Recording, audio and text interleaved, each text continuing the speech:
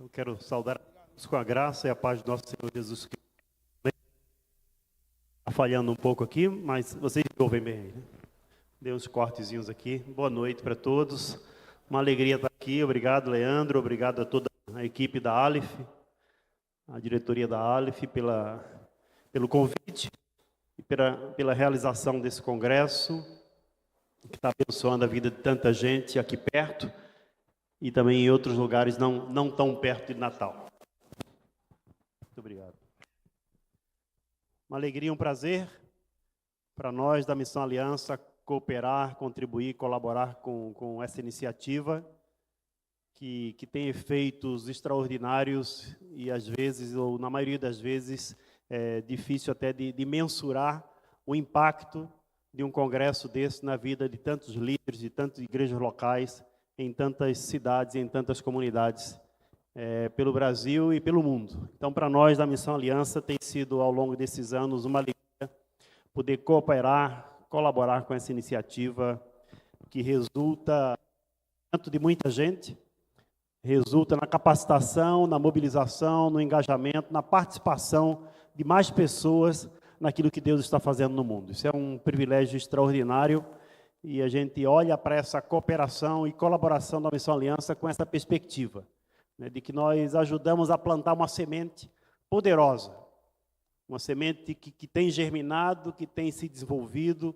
que tem crescido e que tem produzido frutos, que resulta na bênção para a vida de muita gente e resulta na glória de Deus. Esse é o nosso propósito. A glória de Deus é o fim da missão.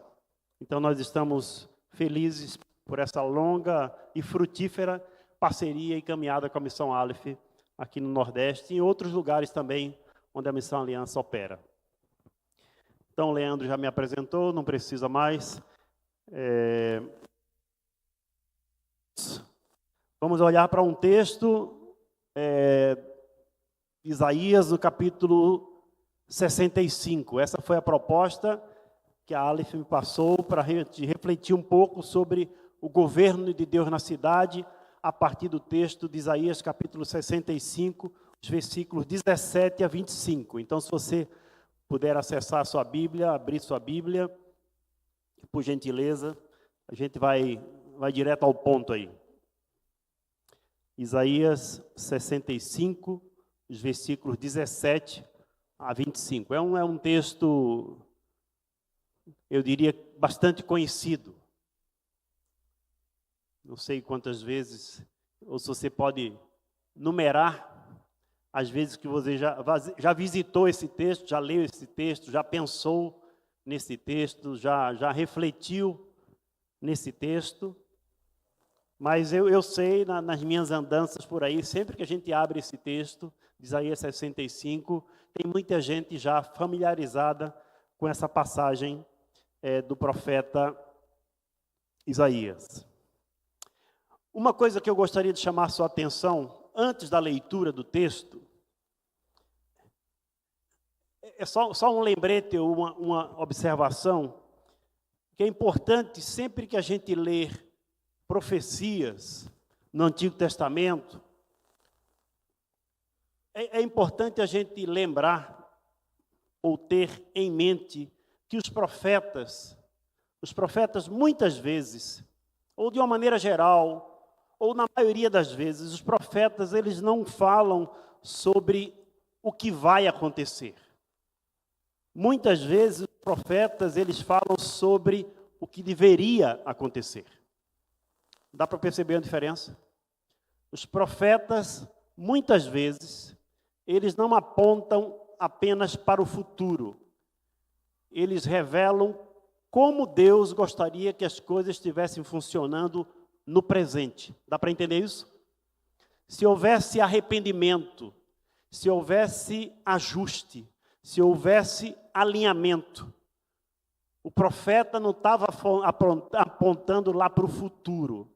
O profeta estava chamando o povo para um arrependimento, para um alinhamento com a vontade de Deus, para que as coisas mudassem no presente. Então, eu só queria chamar a sua atenção para essa realidade. Sempre que você ler uma profecia, pense nisso. Nem sempre o profeta está apontando para algo que vai acontecer lá longe. Às vezes sim, mas nem sempre. Muitas vezes o profeta ele está apontando para aquilo que deveria acontecer no presente, porque já é vontade de Deus. Então a gente vai olhar para esse texto já tendo essa clareza ou esse esclarecimento que nem sempre os profetas do Antigo Testamento estão apontando para o futuro. Muitas vezes eles estão apontando para aquilo que Deus gostaria que acontecesse já. Já. Então, Isaías 65, a partir do verso 17.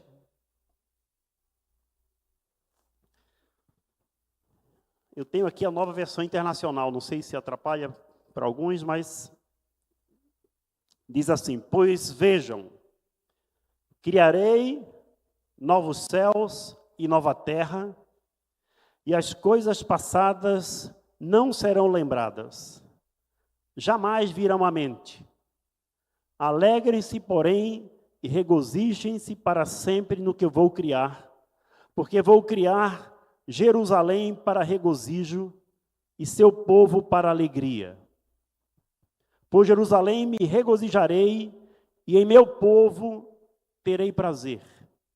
Nunca mais se ouvirão nela voz de pranto e choro de tristeza. Nunca mais haverá nela uma criança que viva poucos dias e um idoso que não complete os seus anos de idade. Quem morrer aos 100 anos ainda será jovem, e quem não chegar aos 100 anos será maldito. Versículo 21. Construirão casas e nelas habitarão. Plantarão vinhas e comerão do seu fruto. Já não construirão casas para outros ocuparem, nem plantarão para outros comerem, pois o meu povo terá vida longa como as árvores. Os meus escolhidos esbanjarão o fruto do seu trabalho. Não labutarão inutilmente, nem gerarão filhos para a infelicidade, pois serão um povo abençoado pelo Senhor, eles e os seus descendentes. Antes de clamarem, eu responderei. Ainda não estarão falando, e eu os ouvirei. O lobo e o cordeiro comerão juntos, e o leão comerá feno como boi, mas o pó será a comida da serpente. Não farão nem mal, nem destruição em todo o meu santo monte, diz o Senhor. Amém? Não sei como você olha para esse texto, mas eu confesso que desde que Leandro mandou o convite e falou que esse seria o meu tema e esse seria o texto que a gente ia refletir no fechamento do congresso, eu fiquei imaginando uma cena. Quem aqui gosta de café? Levanta a mão. Ô, glória! Isso é coisa linda, né? Vai ter café no céu, né? Alguém tem dúvida? Quando o céu vier, vai ter café. Ô, glória, é isso aí. Eu fiquei imaginando, e o café não vai ser espiritual, vai ser café mesmo, né? O profeta, se a gente sentasse à mesa, eu fiquei imaginando assim, se eu sentasse à mesa com Deus, para tomar um café, e a gente começasse a conversar sobre como tornar as nossas cidades um lugar melhor para se viver. Tomando um café com Deus e proseando, conversando com Deus sobre esse tema. Deus, como é que a gente pode tornar a cidade um lugar melhor? Para todo mundo, não só apenas para alguns. Mas como é que a gente pode tornar a cidade melhor para todas as pessoas que nela habitam? Eu acredito que tomando esse cafezinho com Deus, a gente ia ouvir, ou eu ia ouvir, coisas como essas que nós acabamos de ler aqui. Tomando um café com Deus, e trocando uma ideia com Deus sobre como as nossas cidades podem se tornar um melhor lugar para se viver. Eu acredito, com muita tranquilidade, que a gente ouviria de Deus, nesse café, coisas como essas aqui que nós acabamos de ler. O que é que o profeta Isaías, já passei isso aqui? O profeta Isaías, ele está compartilhando uma visão que ele recebeu de Deus. Uma visão do que Deus pretende fazer na cidade. Uma visão que revela um projeto de Deus, ou um projeto de cidade segundo o coração de Deus. É isso que Isaías está apresentando para o povo. Essa é uma palavra de esperança para o povo de Israel naquele momento. E o profeta está falando para o povo que Deus tem um projeto de cidade. Existe um modelo de cidade, existe um jeito da cidade funcionar que alegra o coração de Deus. Deus tem expectativas a respeito de mudanças que precisam ocorrer na cidade para que todos possam desfrutar de uma vida plena e de uma vida digna. Deus tem projeto para a cidade. Deus tem sonhos para a cidade. Deus tem planos para a cidade. E é isso que Deus está revelando para o povo por meio do profeta Isaías. E eu quero chamar a sua atenção em algumas questões aqui que a gente pode aprender olhando para esse texto, ou pode pelo menos refletir. Uma primeira coisa que eu acredito que é fundamental, e se isso aqui ficar para você, já valeu a viagem de Curitiba até Natal, mas se você começar a pensar nisso, nessa ideia aqui,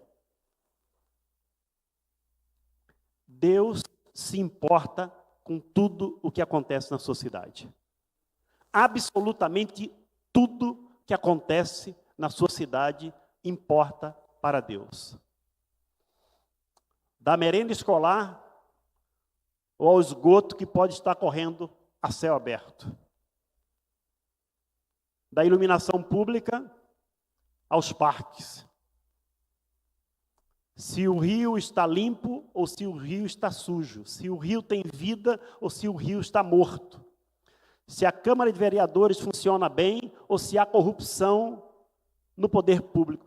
Tudo, absolutamente tudo que acontece na cidade importa para Deus.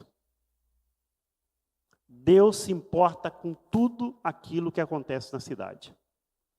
E meus irmãos e minhas irmãs, se o que acontece na cidade importa para Deus, deve também importar para o povo de Deus. Amém? Está claro isso? Eu não sei como é que você está lendo a Bíblia. Cada um lê com suas lentes. Mas eu queria encorajar você nos seus processos de reflexão, de leitura, de devocional, que você começasse a se aproximar cada vez mais da Bíblia com essa expectativa. Eu quero abrir esse livro, eu quero ler essas palavras e eu quero discernir aqui o que é que importa para Deus. E eu quero pedir que o Espírito Santo de Deus faça com que tudo aquilo que importa para Deus passe a importar para mim. Eu acho que esse é um jeito, eu creio que esse é um jeito bom de se aproximar da Bíblia. Se aproximar da Bíblia procurando discernir o que é que importa para Deus. O que é que Deus ama? O que é que Deus não ama? O que é que Deus prioriza? O que é que Deus diz que não é importante, que para Ele não vale nada? O que é que Deus não tolera? Eu acredito, meus irmãos e minhas irmãs, que esse é um jeito interessante e bom de se aproximar das Escrituras.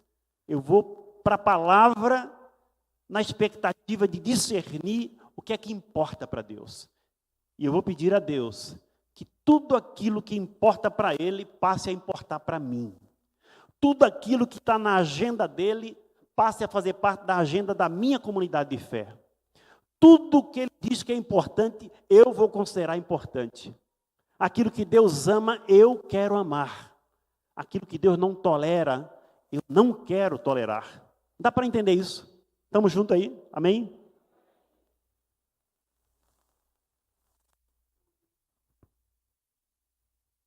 Tudo aquilo que importa para Deus, deve importar também para o povo de Deus. O texto lido aborda vários temas. Eu vou citar aqui, a gente não tem tempo para mergulhar tão profundamente em cada um desses aspectos da vida da cidade, que importam para Deus, e porque importa está na agenda dele, porque importa está no projeto dele, porque importa está no sonho dele, mas eu vou passar aqui e compartilhar alguns aspectos, alguns temas que são abordados aí nessa revelação da cidade segundo o coração de Deus, que é feita por meio do profeta Isaías. Um primeiro aspecto, um primeiro tema que é abordado aí, é a renovação e a restauração de tudo aquilo que foi criado por Deus. Está no versículo 17. A recuperação de áreas ambientais que foram degradadas. Muito provavelmente pela ação humana. O texto fala que na cidade, segundo o coração de Deus, o meio ambiente vai ser renovado. Tudo aquilo que ele criou e que é bom e belo vai ser restaurado. Porque o futuro sustentável da cidade passa obrigatoriamente pelo equilíbrio ecológico. E se não houver esse equilíbrio, as cidades vão se tornar insustentáveis. Então, a questão ambiental está na agenda de Deus, importa para Deus. Tudo o que Deus criou continua sendo bom e belo. E tudo aquilo que foi afetado pela queda é alvo da ação redentora de Deus por meio de Cristo Jesus. Na cidade, segundo o coração de Deus, o meio ambiente vai ser restaurado.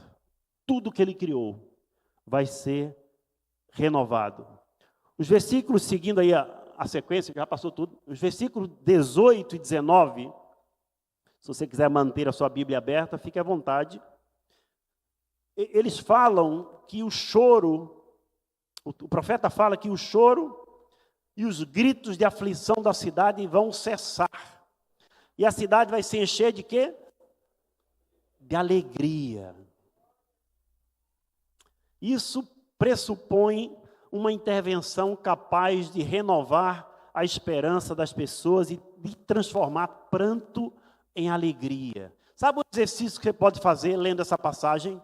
Substitui a cidade de Jerusalém pela sua cidade.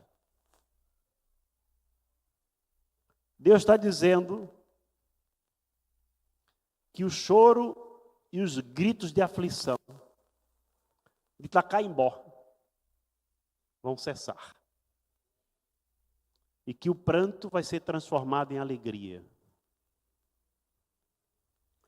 O choro e os gritos de aflição, lá de São Gonçalo, pastor Marcelo, vão cessar.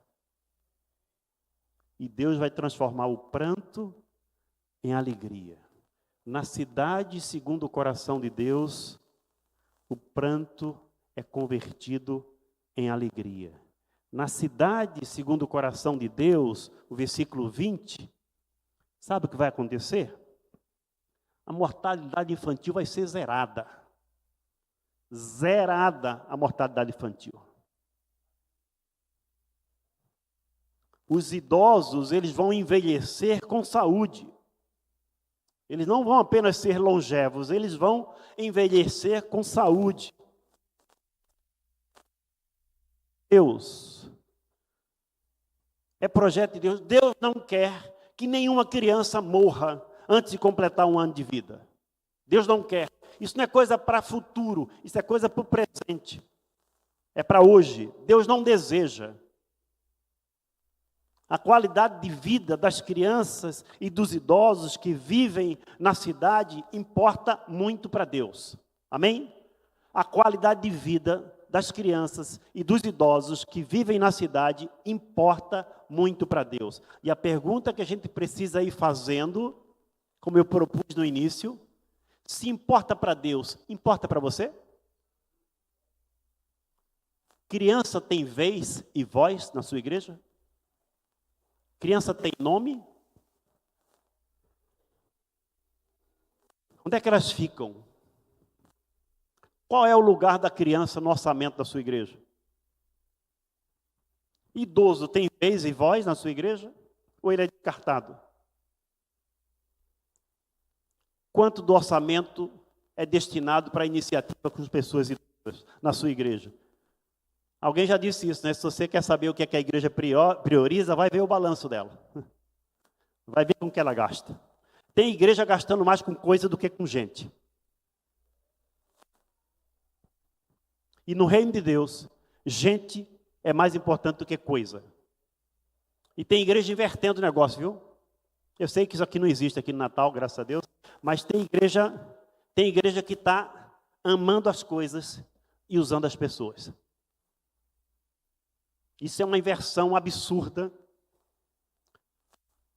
se a gente tem os valores do reino de Deus como valor para a nossa vida e para a nossa existência como comunidade do reino. No reino de Deus, gente é para ser amada, coisa é para ser usada. E tem gente invertendo isso, viu? Está amando coisa e está usando gente.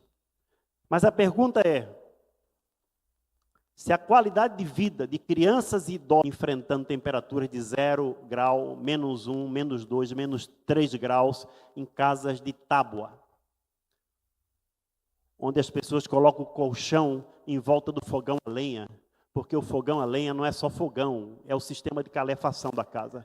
Esses pedreiros e esses ajudantes de pedreiros estavam construindo casas de altíssimo padrão, mas eles não tinham onde morar. Na cidade, segundo o coração de Deus, as pessoas vão construir casas e vão ter o direito de morar com dignidade.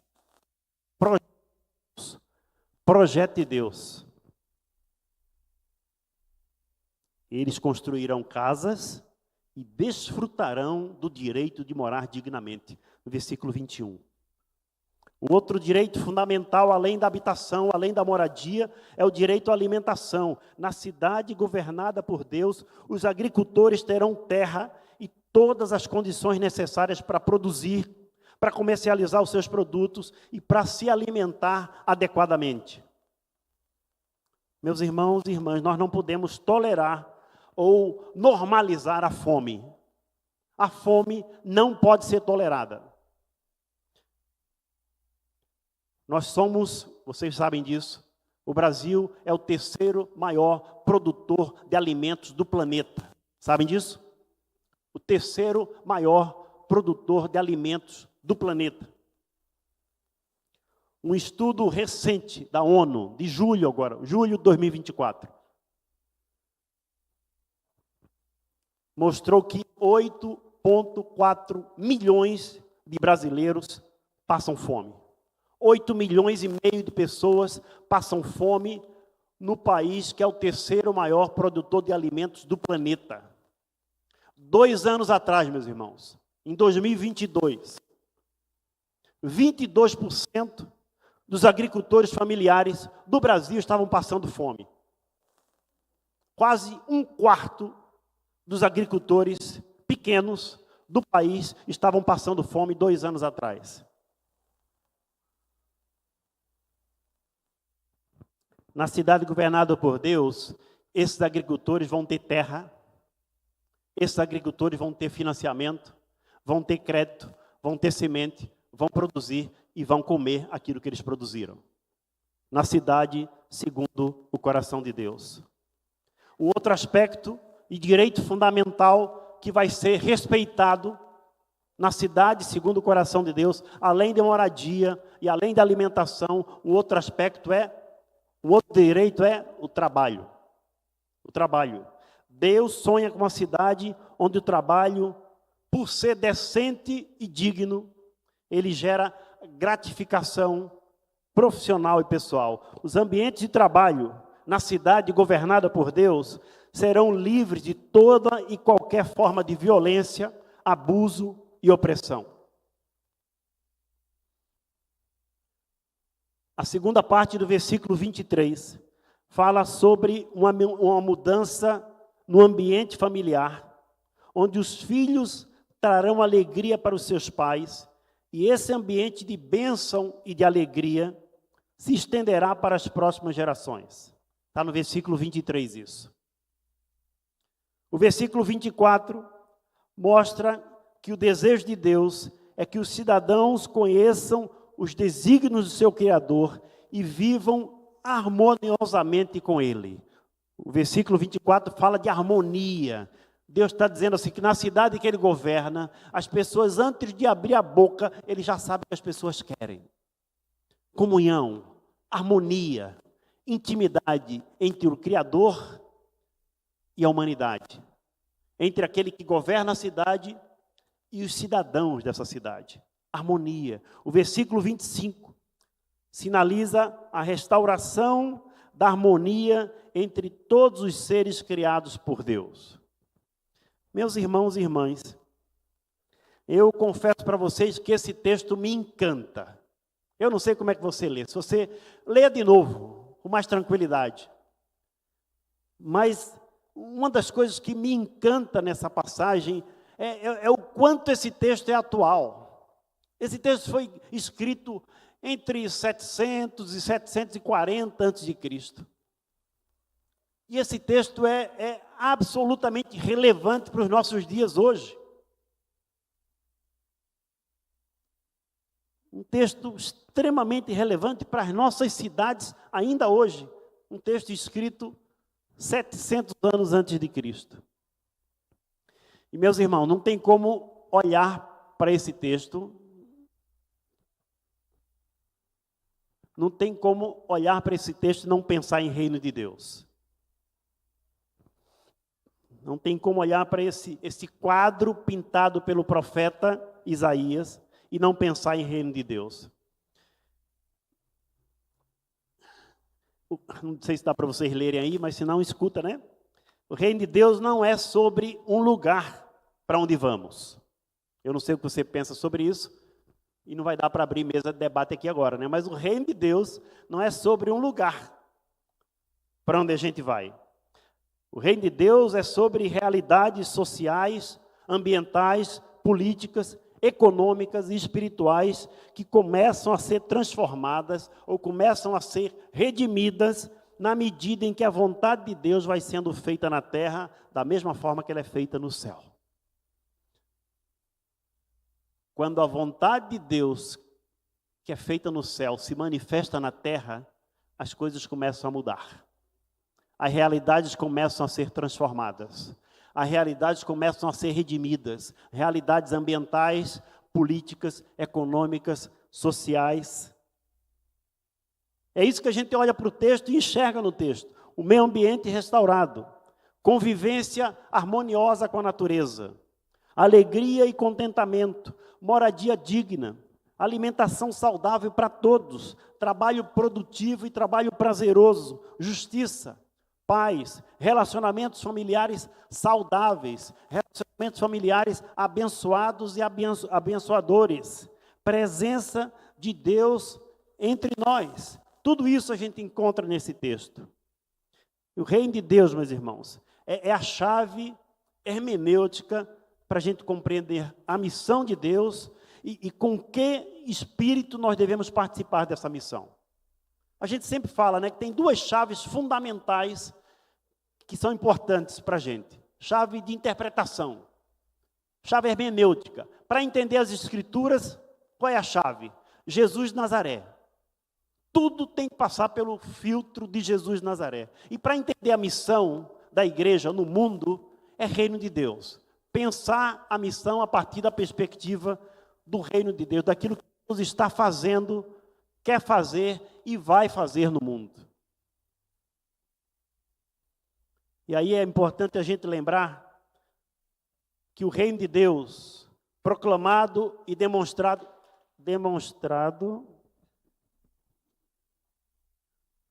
caiu tudo aqui. O reino de Deus proclamado e demonstrado por Jesus de Nazaré não tem a ver com domínio Queria que você prestasse atenção nisso. O reino de Deus, proclamado e demonstrado por Jesus de Nazaré, não tem a ver com domínio sobre os outros. Tem a ver com atos de serviço e justiça, impulsionados pela compaixão e pela misericórdia.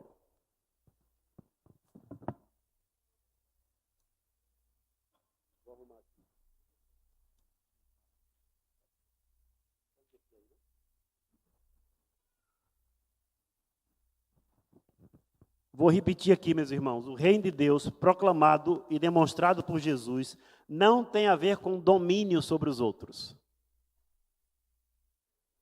Tem a ver com atos de serviço e justiça impulsionados pela compaixão e pela misericórdia. Para Jesus, grande não é quem domina. Muito obrigado, meu irmão. Para Jesus, grande não é quem domina. Para Jesus, grande é quem serve por amor. Então, essa visão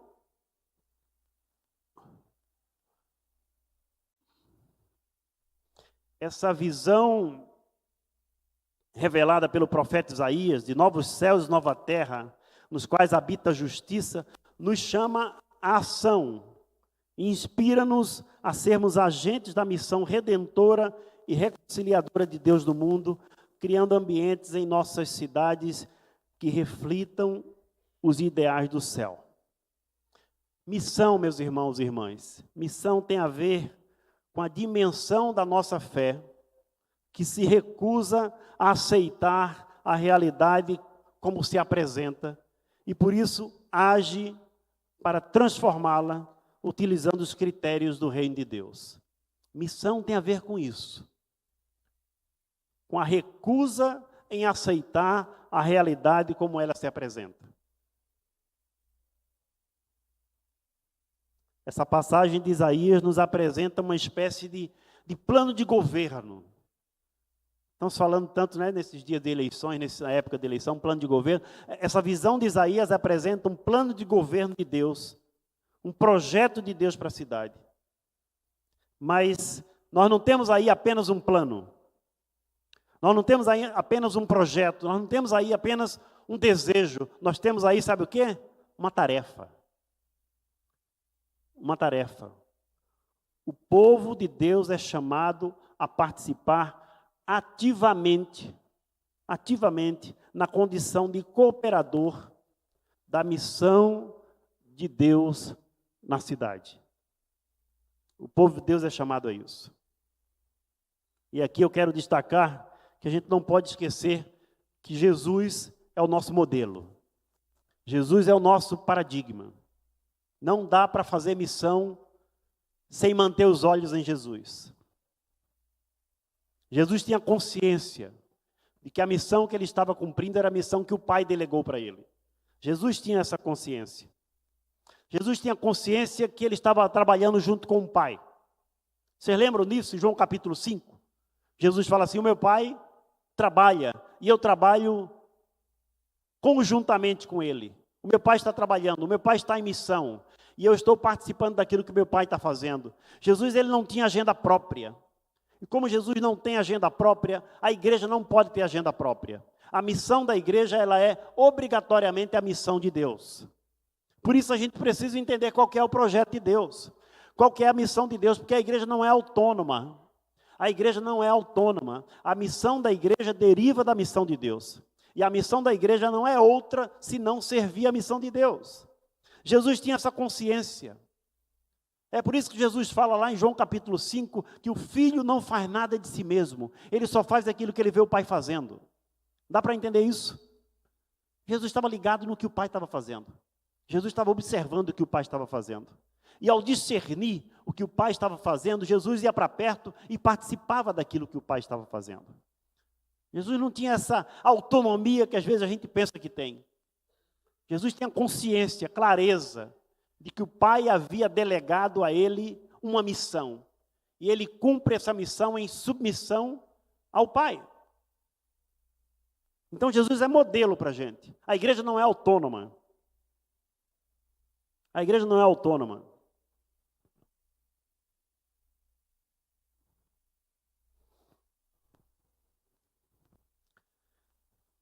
Jesus não vem para fazer a obra de Deus no mundo, Jesus trabalha com Deus para transformar o mundo. É diferente.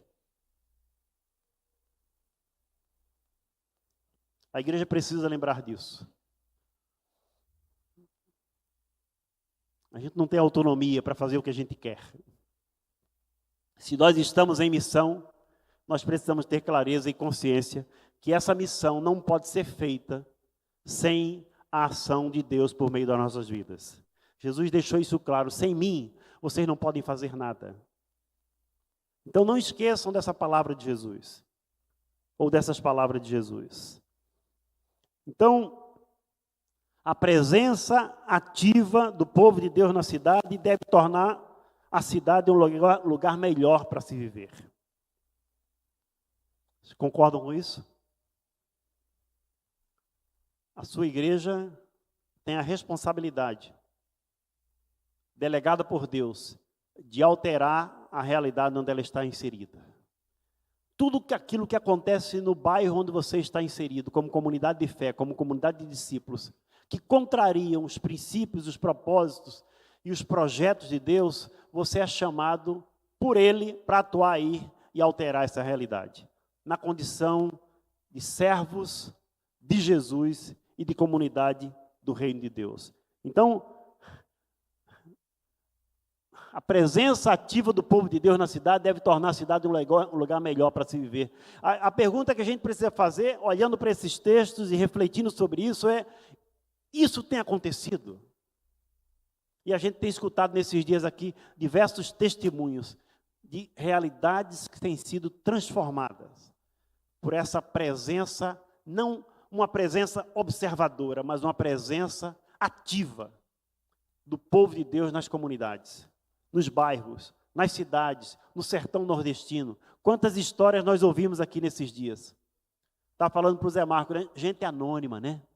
Gente anônima, não é gente que está nos palcos, não é gente que está recebendo muitas luzes, não é gente que está fazendo show. Gente anônima, que está sendo presença ativa do povo de Deus nas cidades e está transformando vidas, transformando realidades, influenciando políticas públicas, controlando políticas públicas, monitorando políticas públicas, denunciando gestores corruptos, fazendo o papel do profeta, que denuncia toda e qualquer estrutura geradora de morte. Denuncia corajosamente, sem nenhum tipo de amarra política, denuncia aqueles que estão nutrindo uma estrutura que gera morte. Se a sua presença como povo de Deus não altera a realidade, nós temos que perguntar muito honestamente qual é o movimento, ou quais são os movimentos de obediência que você precisa fazer, que a sua comunidade de fé precisa fazer para que isso aconteça. Quais são os movimentos que você precisa fazer para tornar os sonhos de Deus uma realidade na sua comunidade? Como as crianças são tratadas no seu bairro? Como está a questão ambiental no seu bairro? Tem saneamento? Tem água de qualidade para todo mundo? Tem arborização urbana? Como é que estão os rios? Lembrando da história hoje, né, Zarco? Lá no Coqueiral.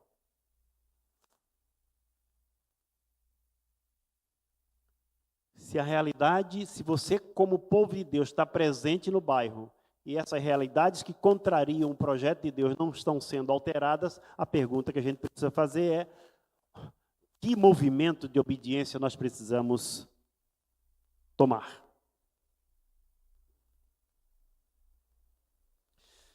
Estou terminando. Esse congresso, ele faz uma convocatória para a gente. Pelo menos eu tenho observado dessa forma. Esse congresso convoca a gente para abraçar a cidade. Amém? Abraçar a cidade. E quando a gente pensa em abraçar a cidade, a gente não está falando de conquista. A gente não está falando de domínio. A gente está falando de amor e de serviço. Amém? É sobre ultrapassar os limites do templo para praticar a justiça, agir com misericórdia e andar humildemente com o Senhor, o nosso Deus. Essa é a convocatória que o Congresso, a Aleph 2024, está fazendo para todos nós. Todas as igrejas que estão aqui representadas, todas as lideranças que estão aqui representadas. A convocatória desse congresso é para que a igreja abrace a cidade. Esse congresso não está falando de conquista. Esse congresso não está falando de domínio. Esse congresso está falando de amor e de serviço. Portanto, meus irmãos e irmãs, esse movimento de ir além dos nossos muros, para abraçar a cidade, ele precisa ser feito para que a gente não caia em ciladas, para que a gente não caia em armadilhas. Esse movimento de ultrapassar os limites dos portões, dos muros e dos nossos templos, para abraçar a cidade, esse movimento precisa ser feito com os olhos em Jesus. Amém? Com os olhos em Jesus, com o mesmo Espírito de Jesus.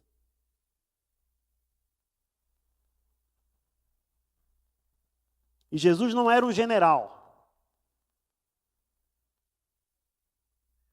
Jesus era um diácono. Jesus era um servo. Em uma das suas declarações públicas de missão, ele falou: porque o Filho do Homem não veio para ser diaconado, mas para diaconar e dar a sua vida em resgate de muitos. Eu sei que muito tempo a igreja evangélica brasileira cantou assim, né? O nosso general é Cristo. Jesus não tem absolutamente nada a ver com general. Quem tinha general era o império, que oprimia, que matava. Jesus não tem absolutamente nada a ver com isso. Então, para ultrapassar os muros e abraçar a cidade, a gente precisa fazer isso com o mesmo Espírito de Jesus. E qual era o Espírito de Jesus? Jesus, ele tinha os ouvidos atentos ao clamor daqueles que sofrem, e ele tinha as mãos estendidas para salvar aqueles que estavam em risco. Esse era o Espírito de Jesus, esse precisa ser o Espírito da igreja de Jesus. Amém? Vou repetir. O Espírito de Jesus era esse: ouvidos atentos e mãos estendidas. Ouvidos atentos para ouvir o clamor dos que sofrem e mãos estendidas para socorrer aqueles que estão em risco. A igreja de Jesus precisa ter o mesmo Espírito de Jesus. Ouvidos atentos e mãos estendidas. Vocês podem repetir? Ouve. E mãos estendidas. Ouvidos atentos ao clamor dos que sofrem e mãos estendidas para socorrer aqueles que estão em risco. A igreja de Jesus precisa agir na cidade com o mesmo Espírito de Jesus. E se nós não estivermos agindo com o mesmo Espírito de Jesus, nós precisamos perguntar: a que distância nós estamos dele? A que distância nós estamos dele, porque ele não está mais influenciando a nossa vida. Porque a presença de Jesus é uma presença influenciadora. Se a gente está sendo igreja, mas não está agindo na cidade com o mesmo Espírito de Jesus, a gente está longe dele. E a gente tem que fazer um movimento para se reaproximar dele. E a gente precisa se arrepender, ir para perto dele, e voltar a aprender com ele, voltar a olhar para ele, voltar a permitir que ele influencie nossa vida, voltar a tratar ele como Senhor da nossa vida, como Senhor da nossa igreja, como dono da igreja, como aquele que é o único que pode reivindicar a propriedade da igreja, é Jesus de Nazaré, porque ele comprou a igreja com o seu sangue na cruz. Então ele é o único, não há outro Senhor. Ele é o único Senhor.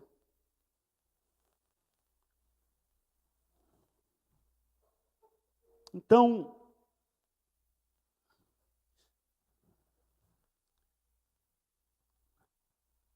quando acaba o tempo, acaba isso aqui, né? Eu acho. Dá para passar mais um aí?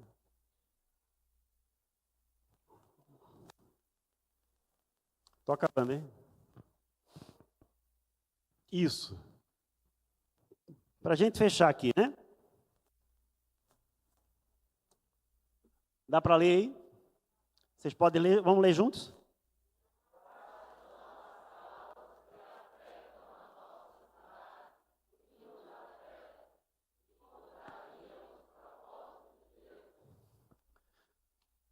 Você tem clareza, você consegue ler a sua cidade, ler o seu bairro, ler a sua comunidade, ler o território, você consegue ler.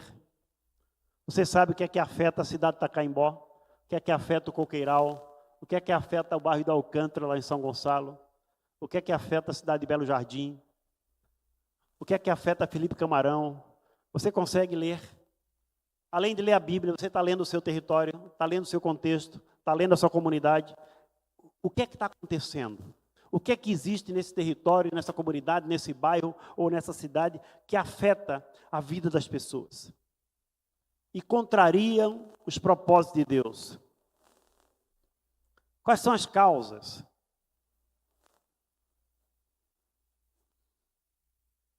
Essas causas que afetam a nossa cidade, afetam a nossa vida, elas devem ser as causas da igreja.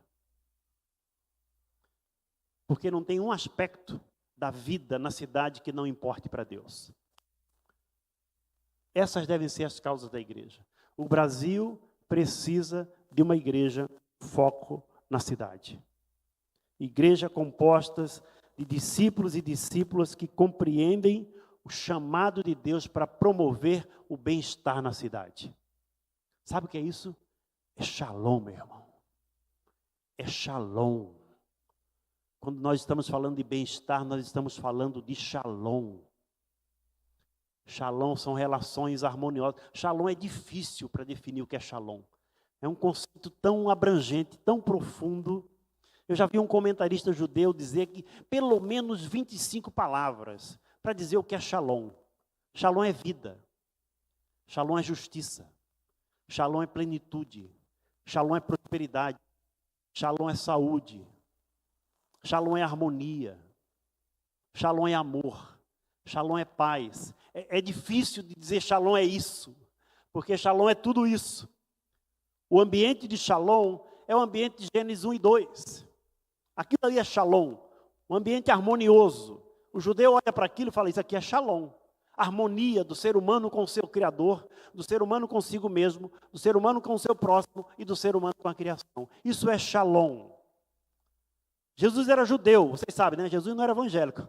Né? Jesus era judeu. Né? Jesus fala assim, eu vim para que todos tenham vida e a tenham em abundância. Sabe o que é que Jesus está falando? Shalom. Eu vim para promover shalom.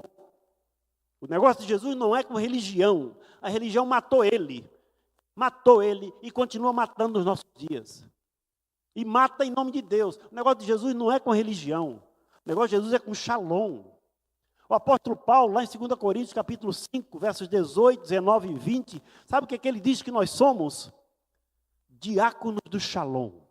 Ele diz que por meio de Cristo, Deus está reconciliando consigo o mundo. Por meio de Cristo, Deus está reconciliando consigo o mundo. A missão de Deus é uma missão de caráter reconciliador. Aí Paulo fala assim, e Ele nos deu o ministério da reconciliação.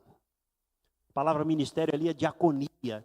Nós somos diáconos da reconciliação, diáconos do shalom. Então, quando eu estou falando de bem-estar na cidade, eu estou falando de shalom. Shalom. A igreja de Jesus precisa compreender o chamado de Deus para que ela seja um agente de shalom na cidade. E eu termino com essa oração e com essa expectativa, meus irmãos.